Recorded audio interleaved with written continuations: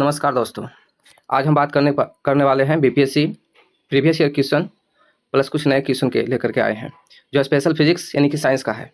Science यानी physics पूरे इसमें कंप्लीट 100 क्वेश्चन दिए हुए हैं, जिस पर आज हम इस पर क्वेश्चन को सॉल्व करने की कोशिश करेंगे। आगे क्वेश्चन पर चर्चा करते हैं।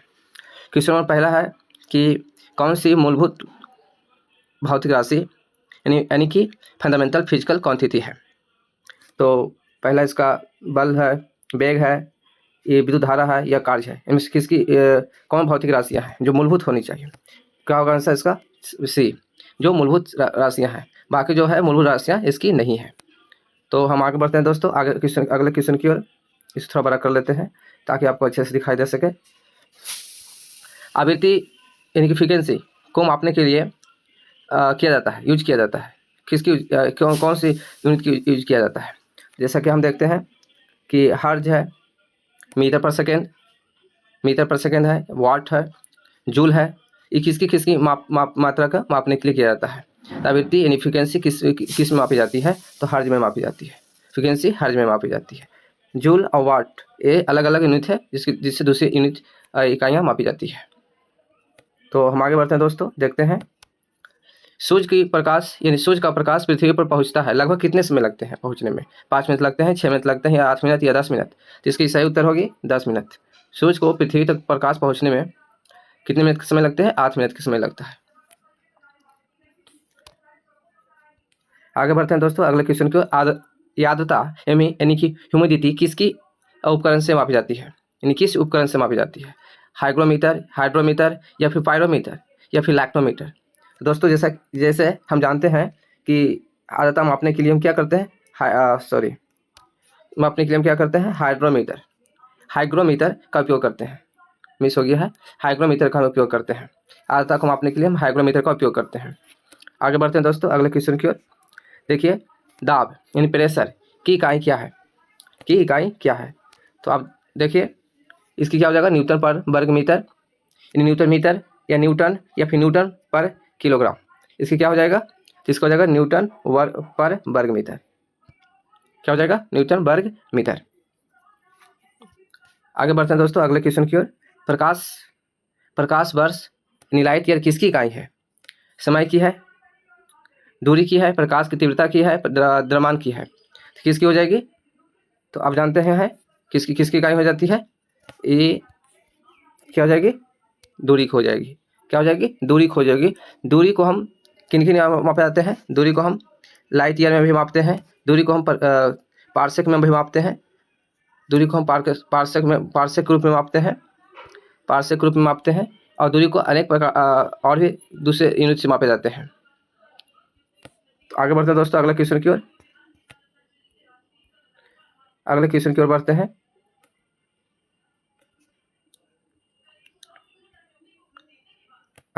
बढ़ते हैं। देखिए, इसमें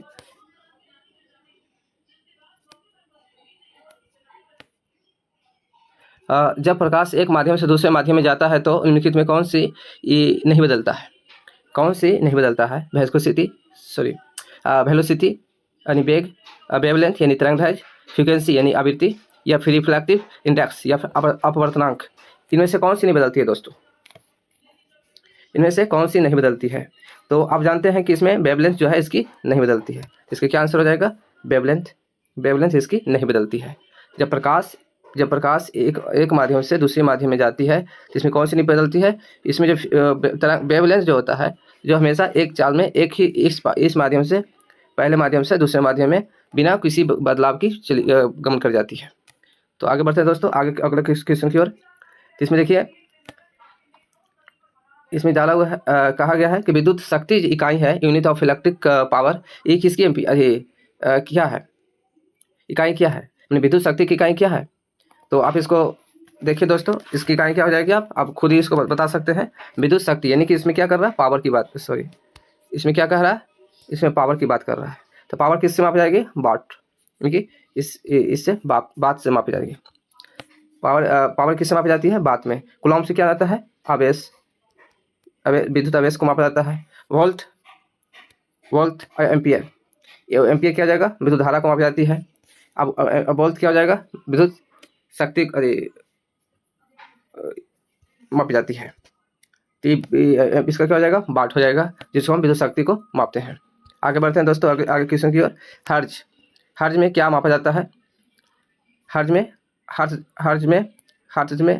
क्या मापा जाता है? तो इसमें हम देखते हैं, इसमें हम आवृत्ति को मापते हैं। किसको मापते हैं? आवृत्ति को मापते हैं। आगे बढ़ते हैं दोस्तों, आगे बढ़ते हैं। अब देखिए, इसमें चालकता की विद्युत प्रतिरोधकता की इकाई है। चालकता की विद्युत प्रतिरोधकता की इकाई है। निकारक चालकता किस विद्युत प्रतिरोधकता किसकी इकाई है? क्या हो जाएगा इसका? चालकता का विद्युत प्रतिरोधक इकाई क्या हो जाएगा? ओम मीटर। विद्युत चालकता का ओम मीटर हो जाएगा। केवल प्रतिरोध का किसका हो जाएगा? केवल प्रतिरोध का क्या हो जाएगा? सॉरी दोस्तों, इसका क्या हो जाएगा आंसर? इसका हो जाएगा ओम मीटर। लेकिन प्रतिरोध का क्या हो जाएगा? केवल प्रतिरोध यानी रेजिस्टेंस का क्या हो जाएगा? ओम हो जाएगा। क्या हो जाएगा? ओम हो जाएगा। इसका क्या हो जाएगा? ओम मीटर। इसको हम देखते हैं। आगे बढ़ते हैं दोस्तों, अगले क्वेश्चन की ओर। इसमें क्या? प्रकाश शून्यकाल यानी प्रकाश का शून्यकाल यानी निर्वात में वेग अनुमानता कितना होता है? यानी प्रकाश का निर्वात में वेग अनुमानता कितना होता है? इसका तो आप जानते ही दोस्तों, आप बताइए खुद ही इसमें। अब तो ये 10th क्लास में भी पढ़े होंगे और ये हमेशा रिपीट क्वेश्चन है जो हमेशा आता रहता है। क्या हो जाएगा इसका? इसमें यूनिट को ध्यान में रखना है दोस्तों। ये यूनिट जो है जिसको ध्यान में रखना है, यूनिट को क्या हो जाएगा इसमें? 3 इंटू 10⁸ मीटर पर सेकेंड। क्या हो जाएगा इसका? 3 इंटू 10⁸ मीटर पर सेकेंड हो जाएगा। आगे बढ़ते हैं दोस्तों अगले क्वेश्चन की ओर। देखिए इसमें और सौर विकिरण क्या हो रहा है? सौर विकिरण निम्नलिखित में से किस परास में दिखता है, यानी रेंज में दिखता है? सौर विकिरण जो होता है, जो आप इसको पढ़ेंगे, जो उसका जो स्पेक्ट्रम होता है, स्पेक्ट्रम का जो रेंज होता है, तो आप इसमें देखेंगे कि इसमें कौन सा रेंज इसमें सौर विकिरण को दिखाया जाता है। इसको विजुअल रे बोलते हैं। इसमें किसकी होती है? तो इसमें सबसे पहले क्या हो जाएगा? तो सौर विकिरण का हो जाएगा। तो इसमें कितना हो जाएगा? 400 से लेकर 700 के बीच में हो जाता है। कितना हो जाता है? 400 के लेकर के 400 से 700 के बीच में होता है। तो इसमें हम 400 इसमें दे देंगे, यहाँ पर क्या हो जाएगा? 700 हो जाएगा। 400 से 700 के बीच में क्या, किस में? नैनोमीटर में हो जाता है। ऐसे इसकी फ्रीक्वेंसी क्या देखेंगे तो हम एंगस्ट्रम में इसको डिनोट करते हैं। क्या करते हैं? एंगस्ट्रम में डिनोट करते हैं। आगे क्वेश्चन की ओर बढ़ते हैं दोस्तों। अब देखते हैं इसमें, आगे क्वेश्चन की ओर बढ़ते हैं। अब देखते हैं निम्नलिखित में कौन सी अदिश राशि है? एक ट्रिक है छोटा सा, इसमें अदिश राशि कौन है और सदिश राशि कौन है? तो इसमें एक अदिश राशि इसमें कौन सा है? जिसमें वह यानी कि वह आता हो, ज़्यादातर क्या हो जाएगा? सदिश राशि होगा। क्या हो जाएगा? सदिश राशि होगा। और जिसमें वह की मात्रा नहीं आती है वो ज़्यादातर अदिश राशि रहेगा। जिसमें नहीं आती है वो अदिश राशि ही होगा। जैसा कि इसमें देख लीजिए, बल, दाब, वेग और त्वरण, इसमें सब में आ रहा है, लेकिन इसमें कौन सा नहीं आ रहा है? तो यही कन्फ्यूजन को इक्वेशन के रूप में दिया है। आप जिसमें देखें, इसमें जो है दाब इसका सदिश राशि में नहीं आता, क्योंकि इसमें ब भी आपका विद्यमान है, लेकिन इसमें सदिश राशि नहीं आता, बल्कि क्या है? अदिश राशि है। तो एक विद्युत धारा जो होता है वो भी अदिश राशि है, और एक दाब है वो भी अदिश राशि है, और एक और है जो भूल रहे हैं, वो सभी क्या है? इसमें वह है फिर भी क्या है? अदिश राशि है। तो एक खाली ध्यान रखना है, बाकी सब में किसी जिसमें बल हो गया, वेग हो गया, त्वरण हो गया, ये सब क्या है? सब सदिश राशि है। क्या हो जाएंगे? सब सदिश राशि है। तो आगे बढ़ते हैं दोस्तों अगले क्वेश्चन की ओर। अब देखते हैं इसमें देखते हैं किस राशि का मात्रक नहीं है? किस राशि का मात्रक नहीं है? इसमें क्या हो जाएगा? प्रतिबल, बल, विकृति या दाब या स्ट्रीम। किसका हो जाएगा? प्रतिबल, बल या विकृति या दाब, इसकी मात्रा है ही नहीं है। जैसे कि प्रतिबल की मात्रा है, बल की मात्रा है, दाब की मात्रा है, लेकिन इसमें सी यानी कि विकृति का कोई मात्रा नहीं होती है। आगे बढ़ते हैं दोस्तों अगले क्वेश्चन की ओर। आगे क्वेश्चन में देखते हैं, तो वायु में ध्वनि की तरंग होती है। वायु में ध्वनि की साउंड वेव होती है। तो वायु में हम मापते हैं तो क्या होती है? वायु में ध्वनि का तरंग होती है, मतलब कैसी होती है? तिरछी होती है, ट्रांसवर्स होती है, अनुदैर्ध्य या नीलावृत्त होती है, या विद्युत चुंबकीय होती है, या फिर ध्रुवीकृत होती है, यानी पोलराइज होता है, या फिर लगतक मैग्नेटिक होती है। तो हम इसमें क्या देखेंगे? ध्वनि है, ध्वनि दो हमेशा ज़्यादातर याद रखिएगा दोस्तों। इसमें सबसे पहले आता है लाइट को हम ट्रांसवेव यानी कि क्या बोलते हैं? लॉन्गिट्यूडिनल बोलते हैं। अच्छा सॉरी, ट्रांस को हम क्या बोलते हैं? इसको हम अनुप्रस्थ बोलते हैं, अनुप्रस्थ बोलेंगे, लेकिन इसमें साउंड है तो साउंड को हम क्या अनुधायज बोलेंगे। इसको याद रखने के लिए धा है और धा से ध्वनि, धा से ये होता है अनुधायज होता है, तो ये याद रख सकते हैं। अनुचूदन प्रस्थ में है, अनुप्रस्थ, अप्रस्थ क्या हो जाएगा, प्रकाश भी है, दोनों पद से आप इधर से एक याद कर सकते हैं या फिर याद रखने की कोशिश कर सकते हैं। आगे बढ़ते हैं दोस्तों, आगे की ओर, अगले क्वेश्चन की ओर। अब देखिए इसमें सबसे इंपॉर्टेंट है कि 50 डिग्री सेंटीग्रेड या सेल्सियस पर 50 डिग्री सेल्सियस का मान फ़ारेनहाइट स्केल में क्या होता है, यानी कि क्या होगा। तो 50 डिग्री फ़ारेनहाइट का स्केल का मान क्या हो जाएगा, तो इसको आप सिंपल निकालिए या फिर इसको इसको क्या कर लेना है, याद कर लेना है। जनरली इसको क्या हो जाएगा, आप इसको 50 डिग्री के है तो इसमें हम क्या हो जाएगा, इसको 22 यानी कि 122 क्या हो जाएगा, सेंट्रिक टेस्ट हो जाएगा, 122 फ़ारेनहाइट हो जाएगा, फ़ारेनहाइट में हो जाएगा 122 फ़ारेनहाइट हो जाएगा। आगे बढ़ते हैं दोस्तों, आगे क्वेश्चन की ओर। अभी कह रहा है क्या कि सोनार निम्नलिखित द्वारा उपयोग में लाया जाता है। सोनार किसके लिए उपयोग में लाया जाता है, ये बात बोल रहा है, सोनार किसके लिए उपयोग में लाया जाता है। तो अब देखिए इसमें सीधा बोल रहा है, अंतरिक्ष यात्रियों के लिए सोनार लाए जाते हैं, डॉक्टरों के लिए लाए जाते हैं, इंजीनियर द्वारा लाए जाते हैं, या नौ संचालकों द्वारा लाए जाते हैं। कौन सा व्यक्ति है जो इसको यूज करता है सोनार को। तो जैसा कि आप जानते हैं कि जो नौ संचालक होते हैं, नेविगेटर जो होते हैं, जमीन सॉरी समुद्र के अंदर जो वस्तुएं होती है खोजने के लिए, उसको क्या करते हैं, पता लगाने के लिए ही ये हम सोनार का यूज करते हैं।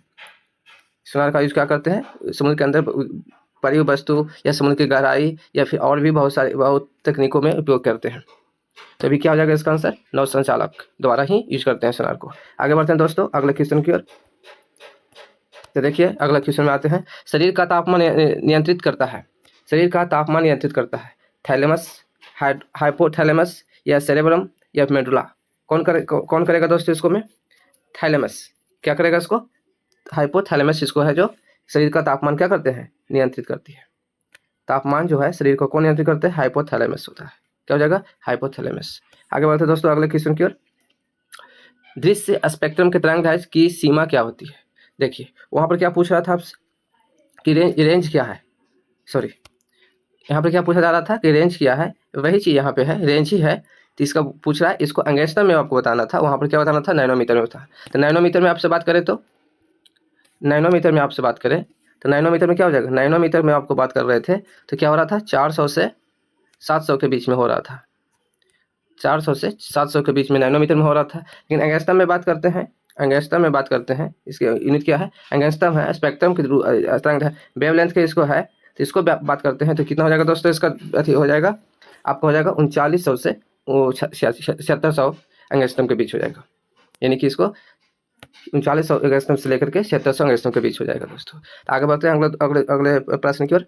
देखिए दोस्तों, एक तत्व में इलेक्ट्रॉनों और न्यूट्रॉनों की संख्या क्रमशः 18 और 20 है, ये न्यूमेरिकल टाइप का है। तो इसमें सिंपल है, पढ़ना आपको है कि एक तत्व में इलेक्ट्रॉन और न्यूट्रॉनों इसमें इलेक्ट्रॉन न्यूट्रॉन की संख्या कितना हो रहा है, इसमें इसमें इलेक्ट्रॉन और न्यूट्रॉन की संख्या कितना हो रही है, यह हो रहा है कितना, 18 और 20 दिया हुआ है, 18 प्लस में 20 दिया हुआ है। तो आपस में, तो आप जानते हैं दोस्तों कि इसको हम क्या है, इसका मास द्रव्यमान निकालना है, यानी कि मास निकालना है, एटॉमिक नंबर निकालना है, अच्छा एटॉमिक मास निकालना है, तो क्या करते हैं, दोनों को हम इंक्लूड कर देते हैं, क्या कर देते हैं, इंक्लूड कर देते हैं, यानी जोड़ देते हैं, जोड़ने के बाद क्या आ जाएगा, 38 आ जाएगा। तो इसका आंसर क्या हो जाएगा दोस्तों, 38। आगे बढ़ते हैं दोस्तों अगले क्वेश्चन को। प्लांक नियतांक यानी कि प्लांक कांस्टेंट का मान क्या होता है। तो ये सब क्वेश्चन ऐसे तो बहुत इंपॉर्टेंट नहीं है क्योंकि बार बार रिपीट हो चुका है, लेकिन एक क्वेश्चन अगर एग्जाम में आता है और आप इसे मिस करते हैं किसी भी कारण से, जल्दीबाजी में या फिर आपकी याद कन्फ्यूजन में, तो ऐसे माफ़ी नहीं मिलेगा। ऐसा क्वेश्चन गलत करने पर आपको एग्जाम से या कंपटीशन से सीधे बाहर हो जाएंगे। तो प्लांक नियतांक जो है क्या होगा, तो प्लांक नियतांक जो है आपका क्या हो जाएगा, 6.63 टाइम्स गुने के बाद -34 क्या हो जाएगा,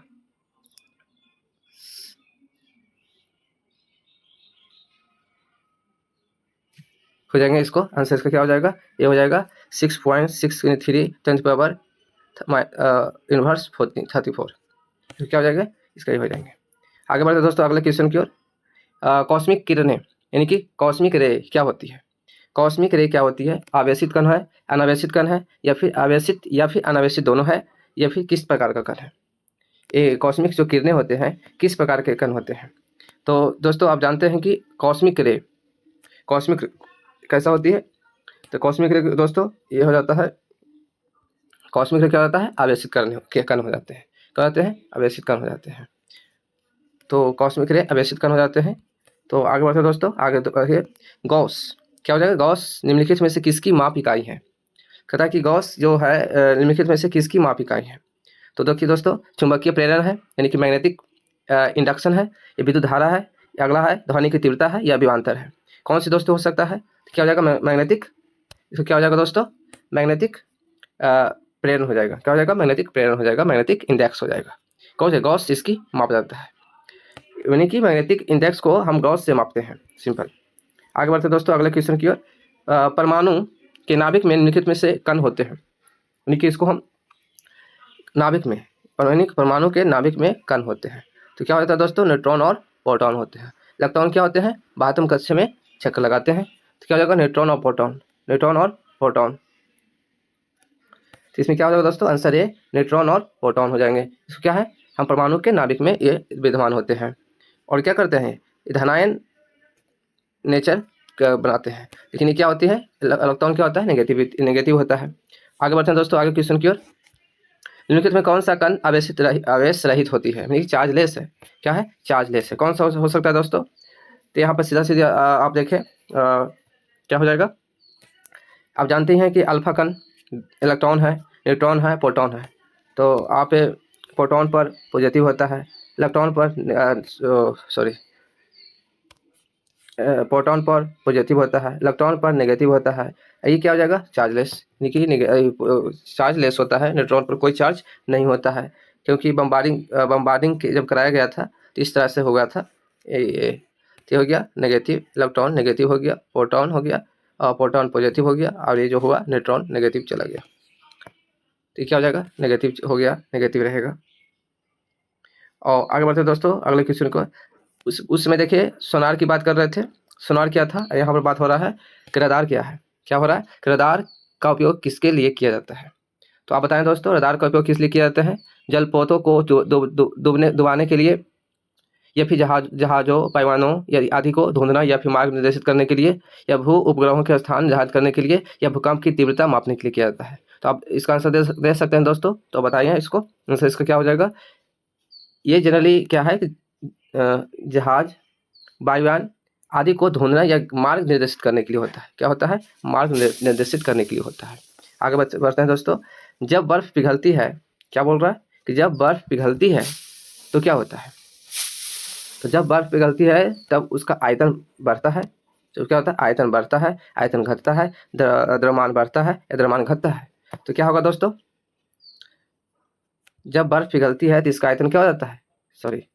जब पिघलती है तो इसका आयतन क्या होती है? घट जाती है। जब बर्फ पिघलती है तो इसकी आयतन घट जाती है। और विशेष चर्चा इस पर कर सकते हैं दोस्तों, लेकिन अभी थोड़ा समय नहीं है और थोड़ा जल्द और क्वेश्चन है, 100 क्वेश्चन करना है, इसलिए थोड़ा एक्सप्लेन कम कर पा रहे हैं। आगे बढ़ते हैं। वर्षा की बूंदें गोलाकार आकृति का कारण है। तो दोस्तों आप बताइए कि वर्षा की बूंदें जो है ये गोल शेप लेती है, या फिर गोल शेप होता है, वो किसके कारण होता है? द्रव्यमान का घनत्व, द्रव का घनत्व, पृष्ठीय तनाव यानी सरफेस टेंशन, यानी कि वायुमंडलीय दाब, या फिर गुरुत्वाकर्षण किसके कारण होता है दोस्तों? तो किसके कारण होता है? तो इसको किसके कारण होता है? वर्षा की बूंदें गोलाकार आकृति का होता है। किस कारण होती है? तो आप जानते ही हैं कि इसका क्या हो जाता है? पृष्ठीय तनाव के कारण इसमें वर्षा की बूंदें गोल हो जाती है। पृष्ठीय तनाव ये सब साइंस का बेसिक कॉन्सेप्ट है दोस्तों। ये सब ध्यान में रहेगा, क्वेश्चन मिस नहीं होने वाला, क्योंकि वो कंसेप्ट बेस्ड होता है। जहाँ बैठेंगे जब बैठेंगे आप आराम से इसको कंसेप्ट के थ्रू आप इसको डील कर सकते हैं क्वेश्चन को। तो आगे बढ़ते हैं दोस्तों अगले क्वेश्चन की ओर। महासागर में डूबी हुई वस्तुओं की स्थिति जानने के लिए निम्नलिखित में से किस यंत्र का प्रयोग किया जाता है? क्या किया जाता है? किस यंत्र का उपयोग किया जाता है? तो अभी आपने हम जैसा कि बताया था दोस्तों, ऊपर क्वेश्चन में भी आया था कि हम सोनार का क्या करते हैं? सोनार का उपयोग हम क्या करते हैं? सोनार का उपयोग हम किसी वस्तु की जानकारी प्राप्त करने के लिए करते हैं, वो भी समुद्र की यानी गहराई वाले क्षेत्रों में।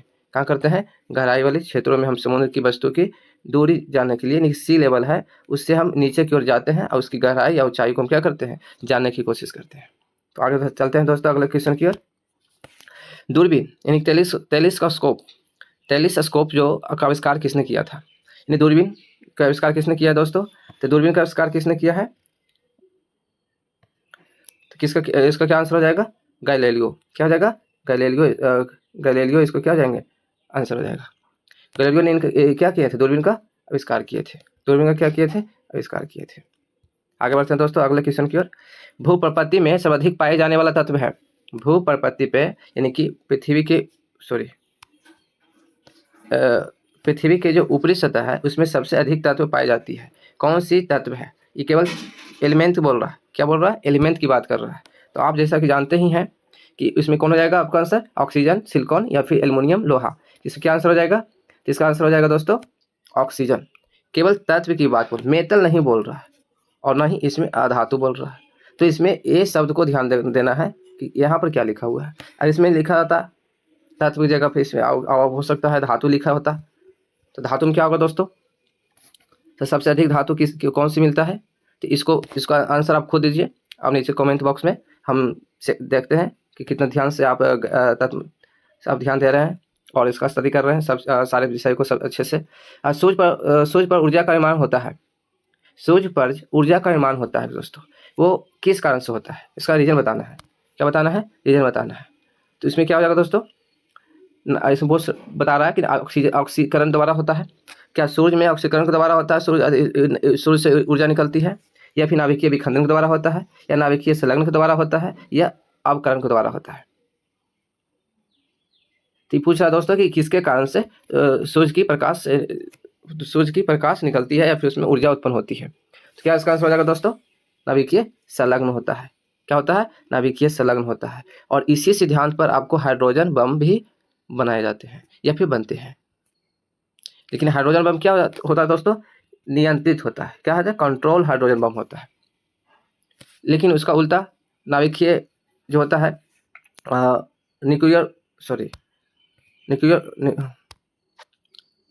न्यूक्लियर पावर प्लांट जो होते हैं, इसमें क्या होता है?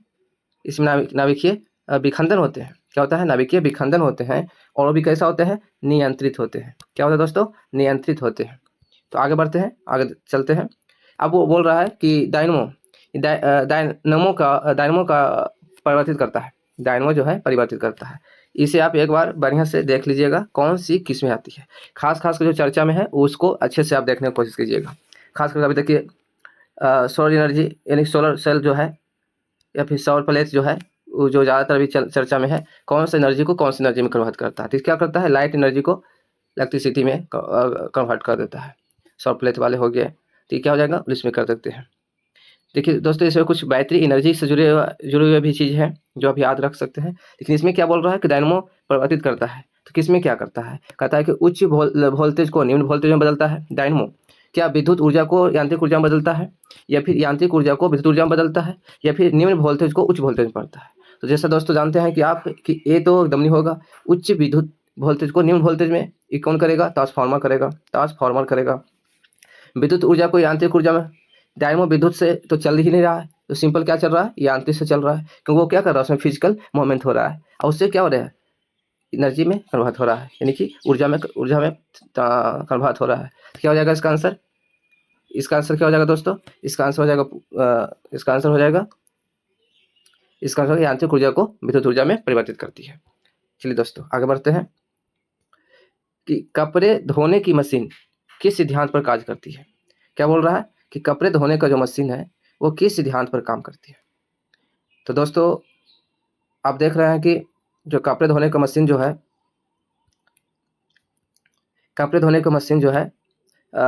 जिसको हम वॉशिंग मशीन कहते हैं, इस सिद्धांत पर काम करती है। तो वो किस सिद्धांत पर काम करती है?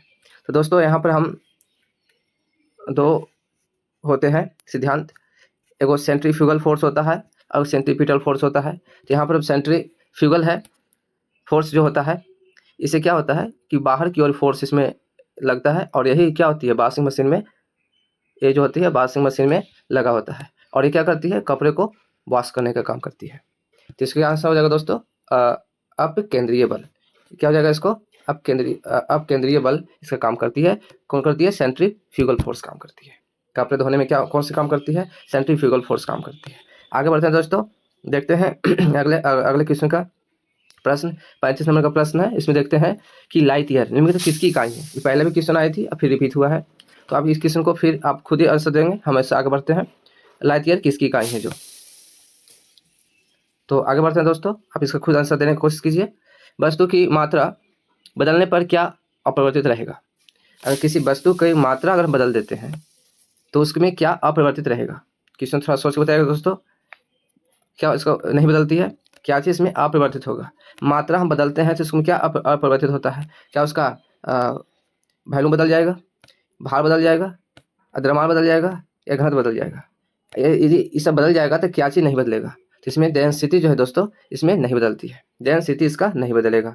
वॉल्यूम भी आप मात्रा बदलने पर, वस्तु की मात्रा बदलने पर उसमें परिवर्तित हो सकता है। जैसे कि आप देखिए, लेमू पानी को आप चीनी को मिलाने की कोशिश कर रहे हैं, तो 1 kg चीनी प्लस में 100 लीटर पानी है, ऐसा कुछ उसको मिलाते हैं तो क्या होता है, उसमें थोड़ा बहुत वॉल्यूम में चेंज आएगा, लेकिन ना मात्रा का। अगर उसकी मात्रा ज़्यादा होगा तो उसमें चेंज आएगा। इसकी भार भी क्या हो जाएगा, इसमें भार भी बदल सकती है, इसमें द्रव्यमान भी बदल सकती है, लेकिन इसमें डेंसिटी नहीं बदलेगा।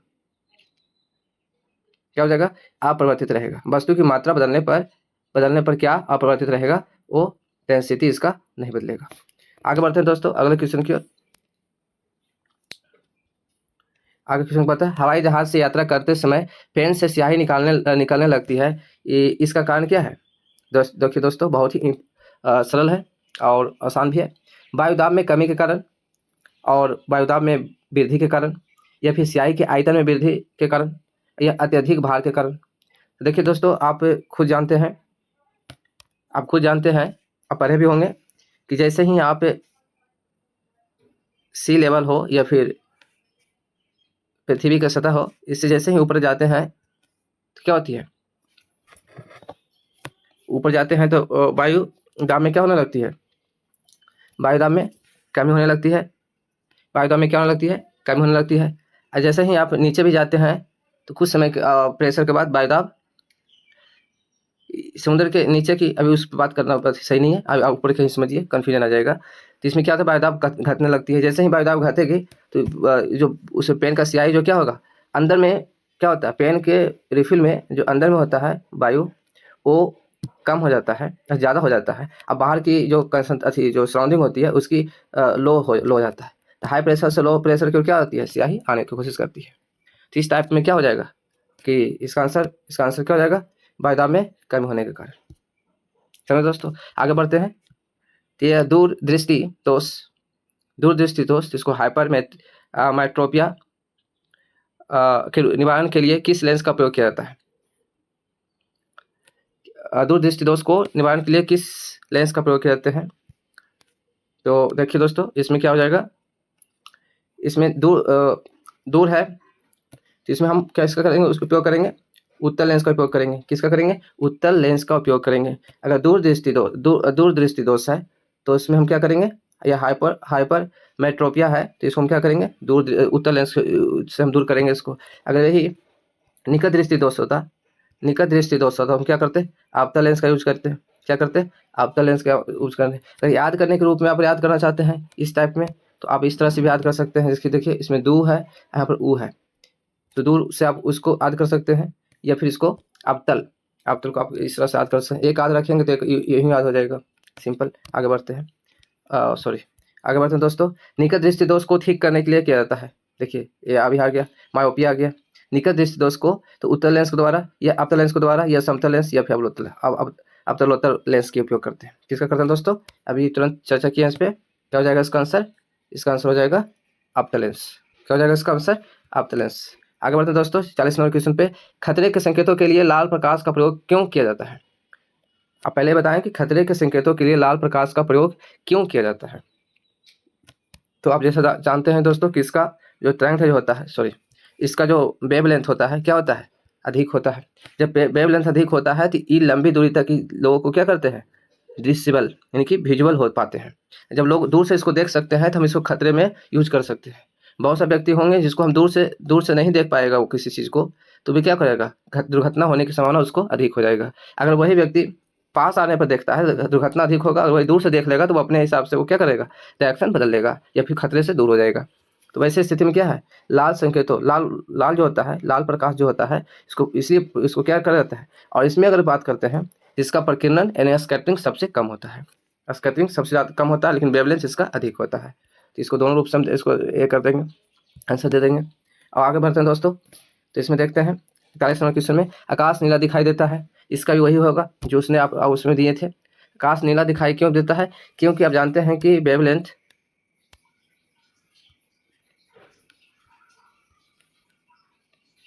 अब जानते हैं कि वेवलेंथ सॉरी ओहो अब जानते हैं कि वेवलेंथ जिसका अधिक होगा उसका स्कैटरिंग ऑफ लाइट कम होगा। इसका स्कैटरिंग ऑफ लाइट अधिक होगा, उसका वेवलेंथ क्या हो जाएगा, कम होगा, उसका वेवलेंथ अधिक होगा। इसी प्रकार से हम जो नीला रंग होता है उसकी वेवलेंथ क्या होती है, कम होती है। तो इसका स्कैटरिंग ऑफ लाइट अधिक होती है, इनकी प्रकीर्णन इसको क्या होती है, अधिक होती है। तो इसमें पूछ रहा है वायुमंडल में उपस्थित धूल कणों के द्वारा प्रकाश का प्रकीर्णन अधिक होता है या फिर प्रकीर्णन के द्वारा होता है। क्या होता है, प्रकीर्णन के द्वारा होता है। इसका आंसर क्या हो जाएगा, वायुमंडल में उपस्थित धूल कणों के द्वारा प्रकाश का प्रकीर्णन अधिक होता है। आगे बढ़ते हैं दोस्तों अगले क्वेश्चन की ओर। कार के पीछे यातायात को देखने के लिए, यानी कि किसी घटना दुर्घटना जैसे कुछ समस्याओं को देखने के लिए या फिर पीछे के क्षेत्रों को देखने के लिए किस प्रकार का दर्पण का उपयोग करते हैं।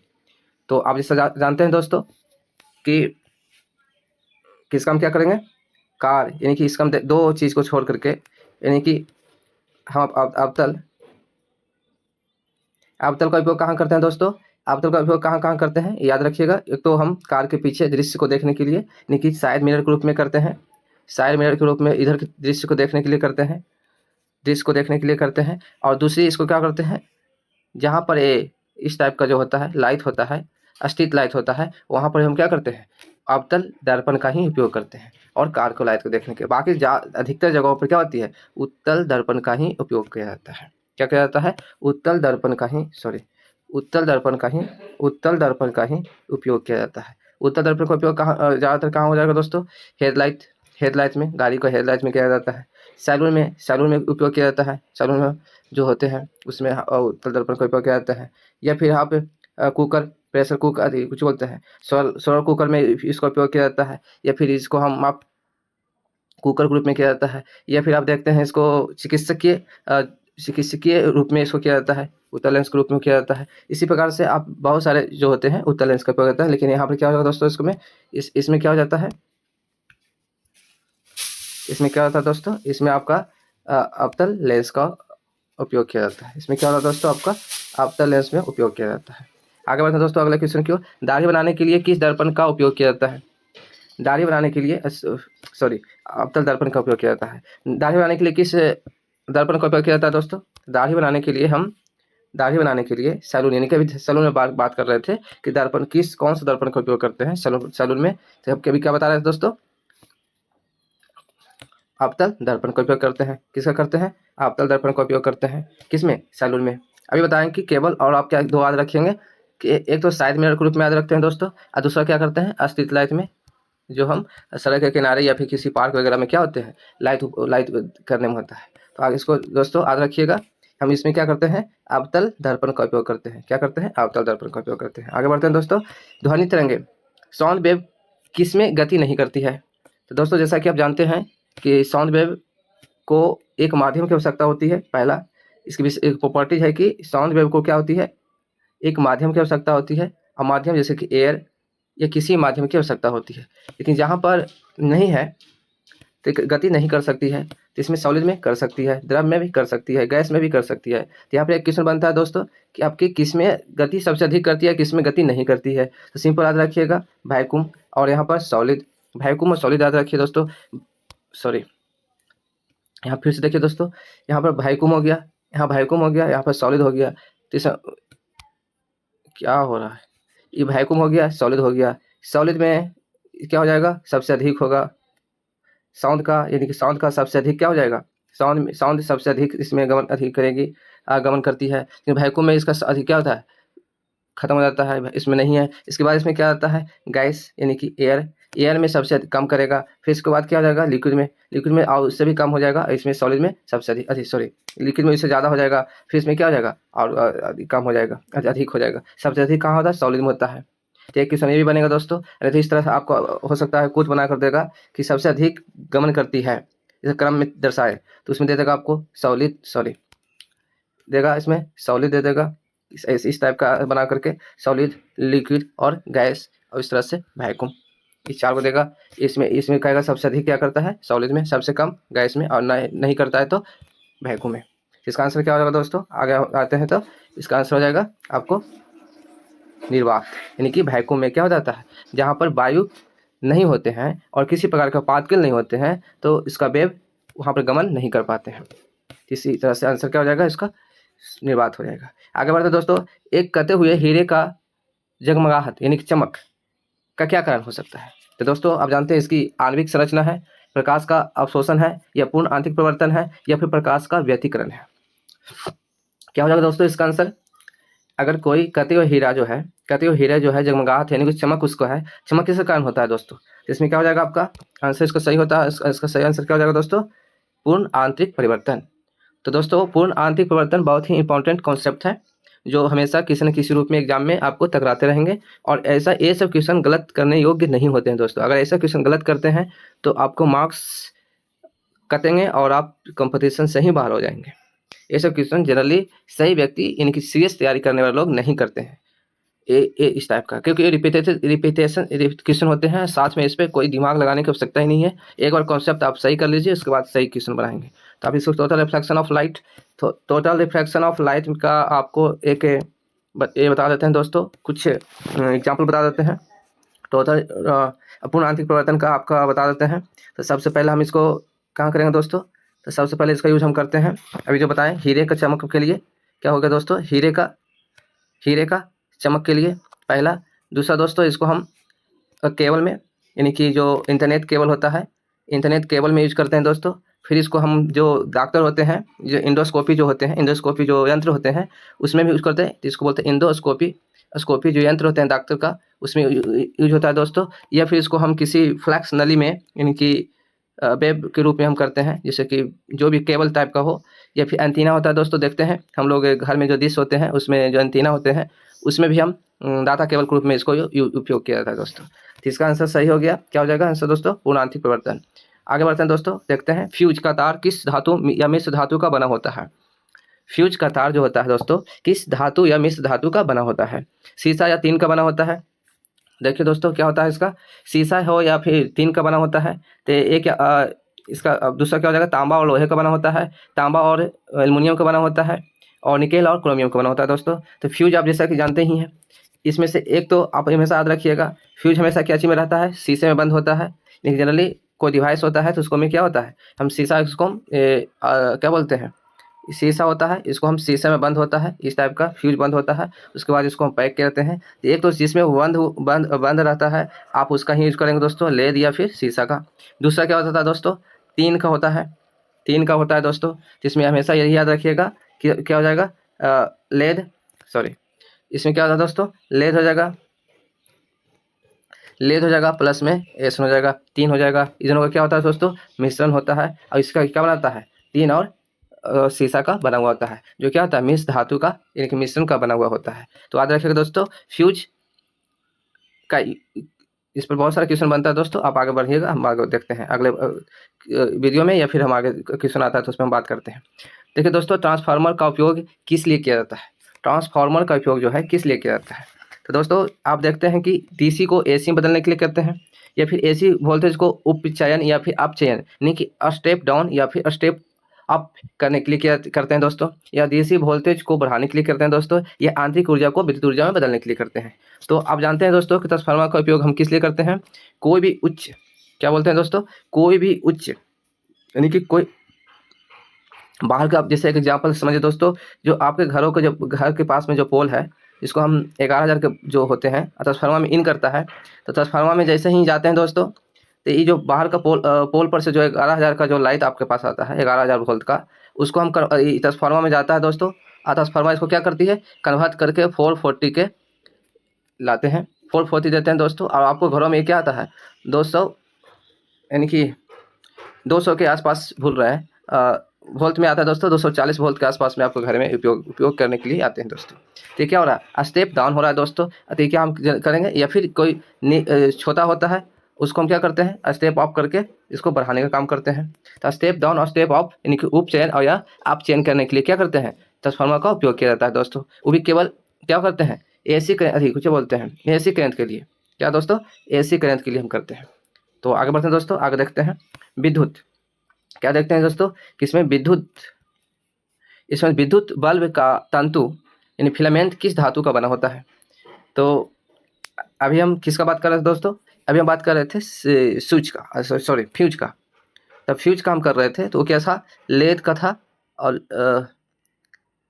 लेड का था, और क्या होता, और उसके बाद क्या था, टीन का बना हुआ था। लेकिन ये इसमें क्या होता है, विद्युत जो है, विद्युत बल्ब जो हुआ, ये क्या चीज़ का बना होता है, वो भी तंतु आपको क्या बना होता है दोस्तों, टंगस्टन का बना होता है। क्या आपका बना होता है दोस्तों, टंगस्टन का बना होता है। लेकिन यहीं पर जो नाइक्रोम जो दिखा रहे हैं आपको, ये क्या होता है, नाइक्रोम जो कुंडली बना होता है दोस्तों, ये क्या होता है, हीटर का बना होता है। हीटर में जो होता है नाइक्रोम का बना होता है दोस्तों। लोहे का उपयोग तो होता है दोस्तों, जनरली हम लोहे का उपयोग, यानी कि नर्म लोहे का उपयोग हम अस्थायी चुंबक बनाने में करते हैं दोस्तों। क्या होते करते हैं, अस्थायी चुंबक बनाने में नर्म लोहे का उपयोग करते हैं दोस्तों। आगे बढ़ते हैं दोस्तों, आगे देखते हैं अगले क्वेश्चन की ओर। गॉड पार्टिकल दोस्तों, ये क्या है कि गॉड पार्टिकल, एक क्वेश्चन को आप गौर से पढ़ें, किसे कहा जाता है। तो कुछ इस टाइप का क्वेश्चन होता है दोस्तों, आप या तो इसको कॉन्सेप्ट में समझ लीजिए, नहीं तो फिर उसको गिव अप कर लीजिए। जैसे कि इसको बार बार प्लास्टिक सेट में ला करके, या फिर इसको गो थ्रो करके, या नहीं तो फिर किसी भी सहारे इसको करने की कोशिश कीजिए। जैसे इसमें कह रहा है दोस्तों कि न्यूट्रॉनो, हिग्स बोसॉन, मैक्सॉन या फोजिटॉन, ये क्या है दोस्तों, गॉड पार्टिकल। यानी कि गॉड पार्टिकल से संबंधित इसमें क्या हो रहा है, बहुत सारे आ रहे हैं क्वेश्चन, इसमें आप इसको समझने की कोशिश कीजिएगा। तो इसका आंसर कौन सा दोस्तों होगा, तो इसका आंसर हो जाएगा दोस्तों आपका हिग्स बोसन। क्या इसका आंसर हो जाएगा दोस्तों, हिग्स बोसन, गॉड पार्टिकल। इसे कॉन्सेप्ट लंबा है दोस्तों, इसको बताना थोड़ा इजी नहीं है कि तुरंत में आपको 2 सेकेंड या 1 मिनट के अंदर में आपको पूरा कंप्लीट कर दें। तो अभी इसका आंसर आप जान लें, केवल इसका आंसर जान लें, और जैसे ही मौका मिलता है तो हम इसको आप अच्छे से आगे के वीडियो में कहीं बना करके आपको अच्छे से साइंस के कुछ कॉन्सेप्ट ला करके हम आपको एक्सप्लेन कर देंगे। तो आगे बढ़ते हैं दोस्तों, आगे के लिए अति चालकता यानी सुपर कंडक्टिविटी। देखिए दोस्तों, यहाँ पर बोल रहा है कि सुपर कंडक्टिविटी, आप तो जानते ही हैं ना कि जिसमें क्या होता है, इसका लक्षण क्या होता है, और क्या पूछ रहा है दोस्तों कि इसका लक्षण क्या है, यानी कि प्रॉपर्टी इसका क्या है, कि प्रॉपर्टी बताना है कि उच्च पारगम्यता होता है। सुपर कंडक्टिविटी जो होती है उसकी पारगम्यता क्या होती है, मतलब कैसी होती है, तो उच्च होता है या कम होता है या फिर शून्य होता है या फिर अनंत होता है। तो कैसे होगी दोस्तों, तो सुपर कंडक्टिविटी का क्या होता है, जब भी सुपर कौन बनेगा, जब उसमें किसी भी प्रकार की प्रतिरोध या प्रतिरोधकता ना हो, तो वो क्या हो जाएगा, सुपर हो जाएगा। अगर आप किसी भी एग्जाम में आप फेल ही ना करें और सब में अच्छा प्रदर्शन करें, तो आपको क्या बोला जाएगा, सुपर, यानी कि बेस्ट, एक्सलेंट, इस टाइप का हो जाएंगे। यानी कि आपका किसी बाधा ही नहीं रहेगा, कोई भी एग्जाम बैठिए आप निकल जाइएगा, तो क्या हो गया, आप एक प्रकार से सुपर हो गए, मतलब कि आपको कोई बाधा ही नहीं है, जिसको क्या हो जाएगा आपको दोस्तों, शून्य पारगम्यता, अति चालकता, शून्य पारगम्यता इसका लक्षण होता है दोस्तों, शून्य पारगम्यता। तो ये क्या हो जाएगा इसका दोस्तों, शून्य पारगम्यता यानी कि जीरो रेजिस्टेंस, सुपर कंडक्टिविटी हो जाएगा दोस्तों। आगे बढ़ते हैं दोस्तों, इसमें गुरुत्वाकर्षण का सार्वभौमिक नियम किसे दिया जाता है, सॉरी किसने दिया, गुरुत्वाकर्षण का सॉरी दोस्तों, इसमें गुरुत्वाकर्षण का सार्वभौमिक नियम किसने दिया। सबसे पहला आता है किसने है, किससे जुड़ा हुआ आता है, पहले तो सार्वभौमिक नियम किससे जुड़ा हुआ है, एक क्वेश्चन बनता है दोस्तों। दूसरी है कि किसने दिया, अभी पूछ रहा है, तो आपको बताने की कोशिश करिए दोस्तों, क्या हो जाएगा दोस्तों, इसमें गुरुत्वाकर्षण का सार्वभौमिक नियम किसने दिया है, न्यूटन ने दिया है। इसको किसके लिए सार्वभौमिक नियम किसके लिए होता है दोस्तों, गुरुत्वाकर्षण के लिए होता है। अब अभी तो एक और होता है दोस्तों, उसे आगे बढ़ते हैं, आगे समझते हैं। तो याद रखिएगा, 2 क्वेश्चन यहाँ से आप हमेशा याद रखें कि किस